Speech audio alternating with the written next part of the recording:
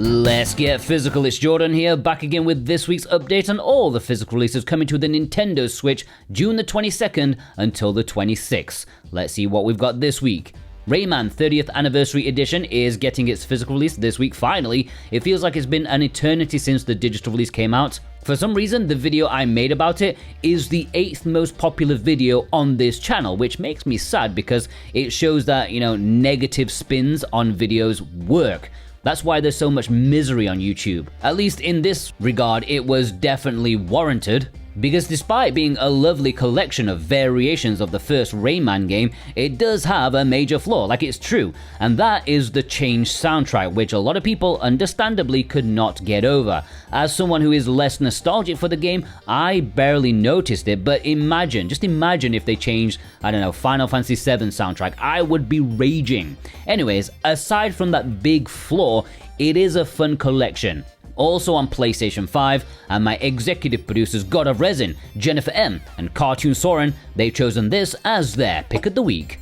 Hunt the Night. This is a top-down action-adventure game that looks bloody awesome. It's releasing only in Europe on Switch and PlayStation 5. I love the gothic setting and atmosphere. The action looks really fluid and intense. It looks amazing. Okay, reviews for it are mostly positive, and even those openly admit a bit of jank and a lack of polish. But if you were hoping for a top-down Zelda that channels a bit of Bloodborne, then this will be one to pick up. And my executive producer Jake Vav has chosen this as his pick of the week.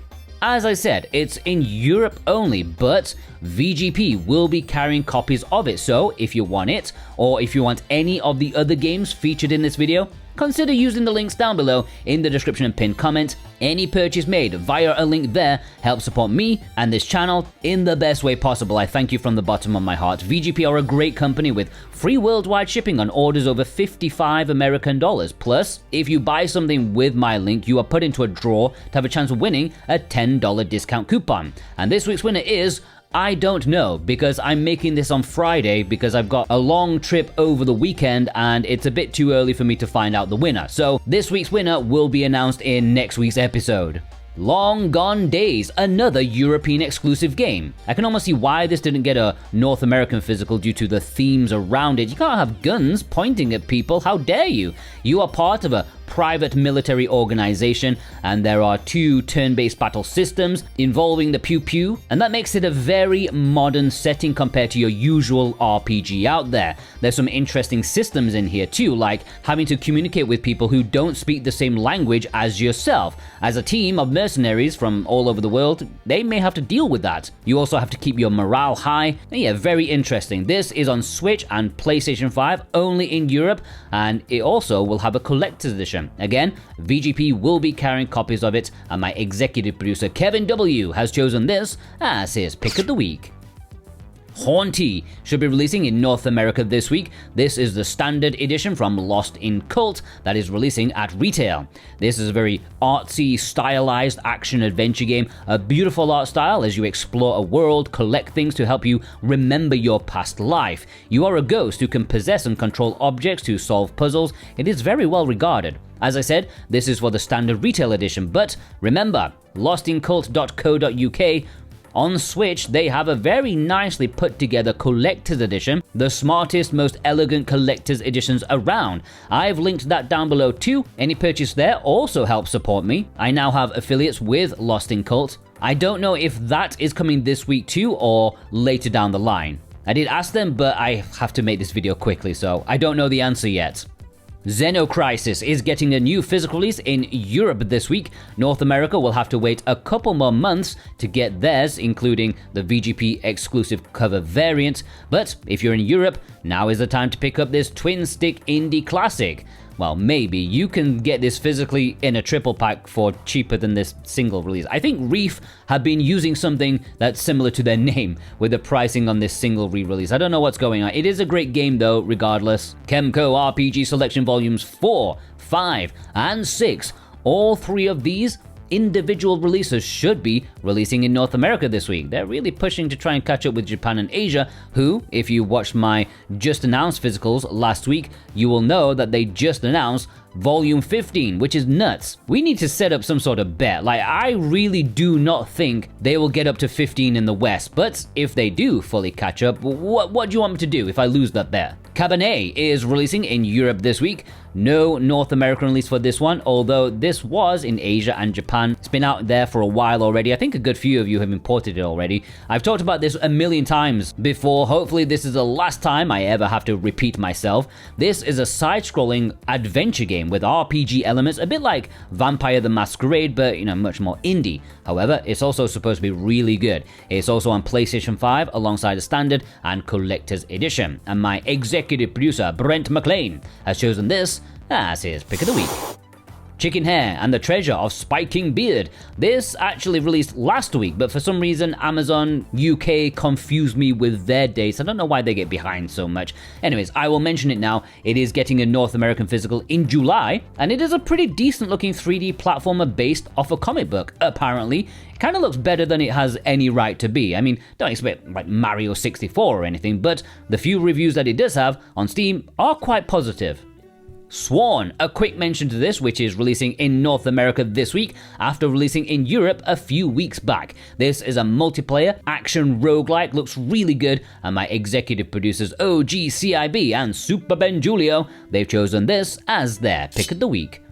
Birushana, Winds of Fate, a quick mention to this one as well. This is the other way around. This released in North America already, but now finally Europeans can get their hands on this Otomi fan disc. Star Fox is releasing exclusively on Nintendo Switch 2 this week on a proper cartridge. This is Nintendo's big release for this month, and one that they announced and are releasing within a month. Quick turnaround time on the PR, and I love that approach.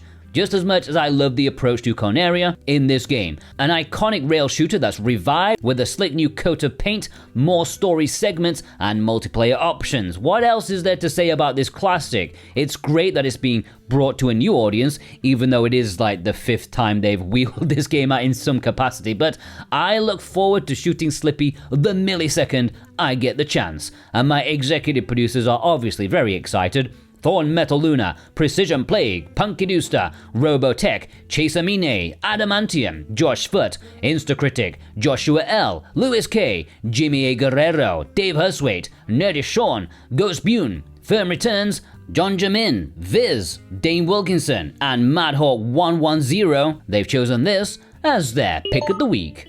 A quick mention to Destroy All Humans, which is releasing this week on Nintendo Switch 2 as a game key. Boo! Alright, the low print limited pre-orders. Earth Defense Force World Brothers is one of a bunch of limited run games releases this week, and well, this is a very late Western release for this game. Like, this released in Asia in 2021. Remember, the Japanese release did not have English, but the Hong Kong release did, and that's the one I bought years ago for $23. Limited run have this for $40. It does have the DLC though, which is nice. If only they could have done this half a decade ago to make it vaguely relevant. It is a fun game. It's not proper EDF, and it does get dunked on for its art style, but honestly, I really enjoy it. Earth Defense Force World Brothers 2 is their second game this week, and another $40, which is actually cheaper than the import currently. And this is kind of more of the same, which is what EDF does best, more of the same. Blasting bugs with lots of character types and different loadouts and special attacks. Over 100 characters to collect, which is a nice addictive twist to the normal EDF gameplay. Again, I like it. I get why they're not as well received as the main series, but they are still worth playing. Come on. Fate Reawakened is available for pre-order right now, which is annoying. Why? Well, because it's another retro collection, which is awesome. But it does mean I didn't include it in my very new retro compilations video. It missed out by like hours. This has all 4 Fate games, which I've never heard of before, but it was a 2005 PC game. Not really my bubble as a teenager, but cool for those who are nostalgic for it. Anybody out there, do you recognize the Fate series?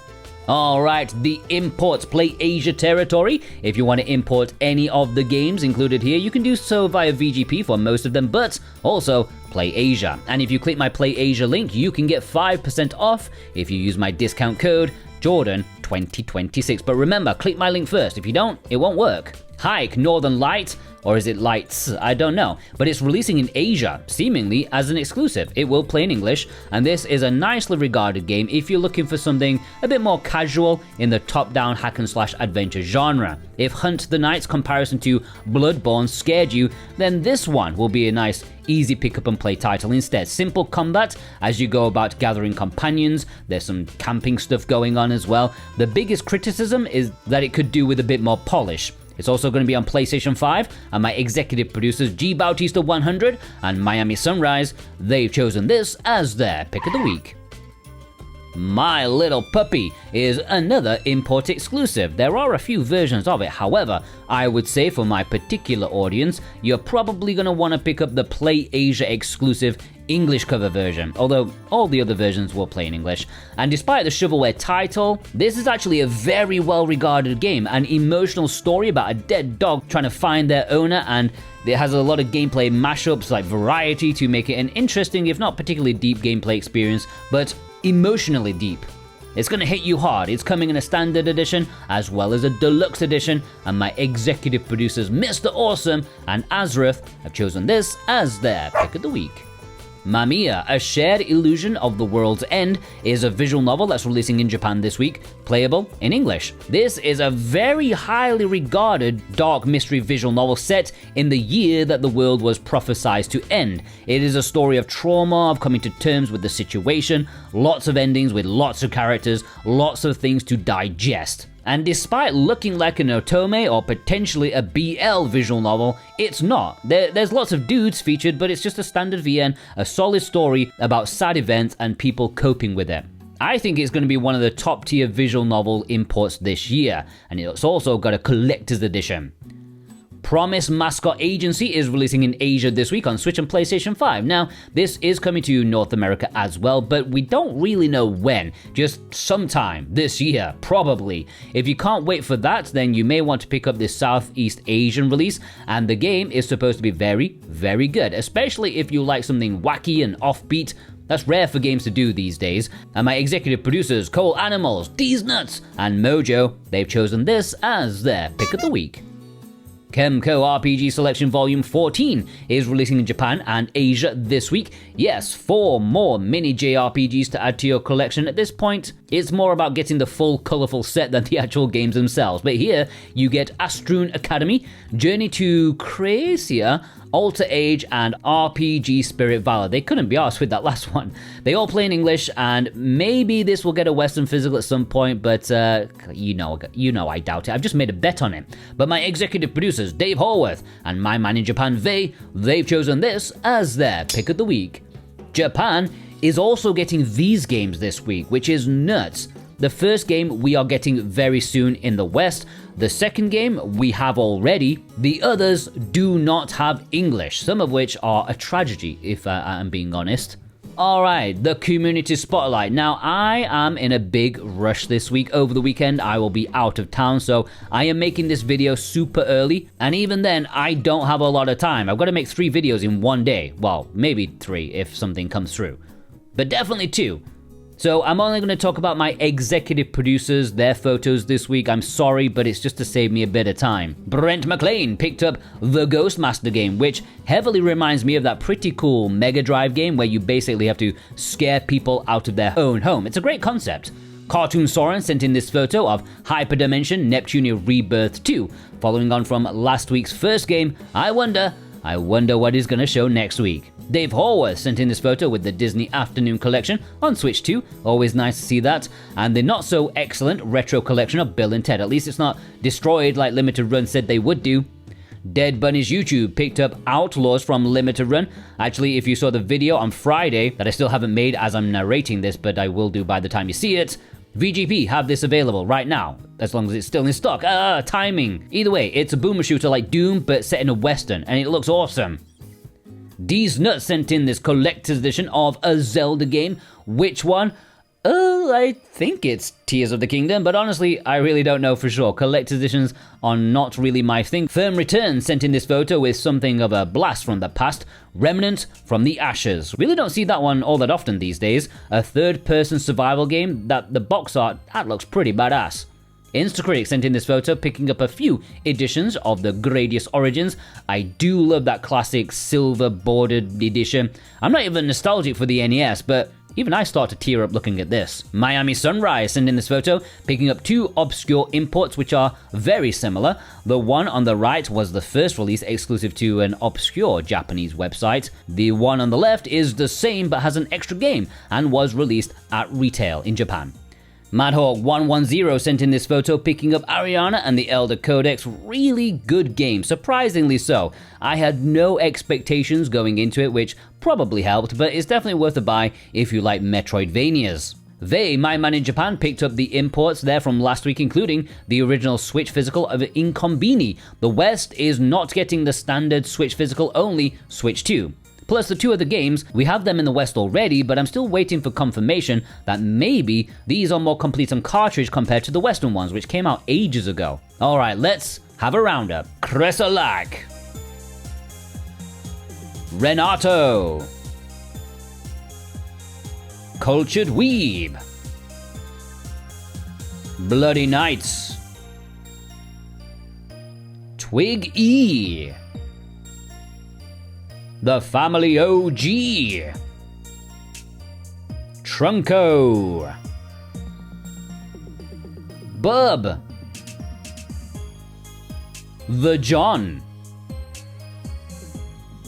Burning Kitsune Mask, Don Diavolo, Pabs, Frankie C,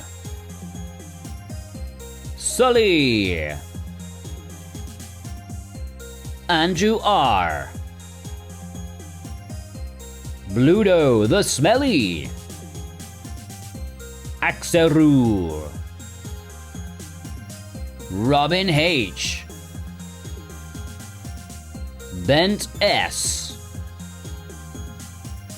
If you want to send in your pictures, the details are on the screen right now. Special thanks, as always, to my executive producers over on Patreon. They get the pick of the week, and they get priority in the community spotlight. Thank you so much for your support, plus you watching right now. Yeah, you. If you watched all the way through, you're helping me as well a little bit. Okay, that watch time is really useful. If you managed to watch all the way through, you know what you gotta leave me, right? I don't even need to say it. Do I need to say it? Alright, I'm gonna say it. Leave me a fox emoji in honor of Star Fox. And you can leave a star in there if you want to as well. It's up to you. Go check out some of my other videos and have a fantastic day. Take care.